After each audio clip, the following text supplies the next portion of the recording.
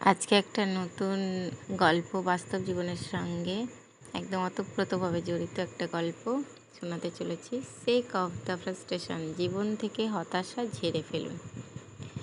এক লোকের খুব প্রিয় গাধাটি একদিন একটি গভীর খাড়া পাহাড়ে খাদে পড়ে যায়।